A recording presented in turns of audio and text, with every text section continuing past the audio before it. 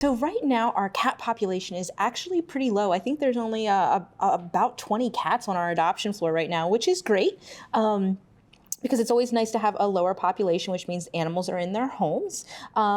And it doesn't give necessarily adopters a lot to choose from, but it does ensure that the ones that we have are more likely to get a home. And we do have a couple of new residents, and Major Marinara is one of those new residents. He actually went on the floor, I think yesterday, even on the date of this filming. So he's super, super new, and he is one of our larger cats. He is about 17.24 pounds. So he is a large guy, but he isn't just fat. I mean, he's a very big cat. He's very long, he's tall. He probably could stand to lose a few pounds, but he's not gonna be like your tiny cat because he's a big guy. He's about 2 to 3 years old, and he, like many of our cats, came to us as a stray, and he's just a very sweet guy. He's not the cat that's begging for your attention. He likes to hang out and lounge in his bed or his litter box when he's feeling a little uncomfortable, wants to feel safe, but he loves attention. He has great potential as a lap cat.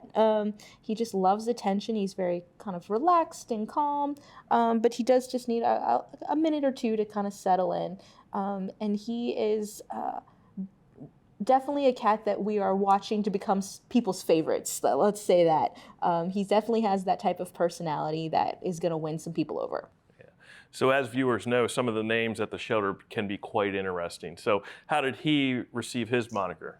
So when animals do come to the shelter with an existing name, we try to keep their name for, that's what they're familiar with.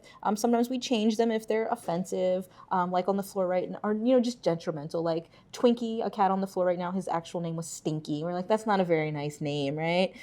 So we kind of switched it. But as a stray, he didn't have a name. So he reminded us of one of our favorite cats, Colonel Custard. So we tried to give him a name that was a little bit similar. He needed a good rank, It was between, I think it was Sergeant Spaghetti or Major Marinara, and, Major's a higher rank. So it's also just fun. We have thousands of animals to name each year. And so when we can get a little bit creative with it, it can be fun for us. And it does definitely help people identify and be like, oh, that's an interesting name. Let me take a look at that.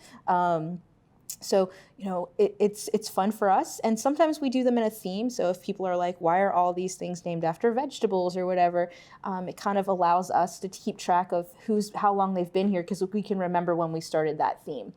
Foster parents often name their kittens themes, and so we kind of know who came in the litter together based on those things. So not only is it fun for us, and just, it's better than calling him 231598.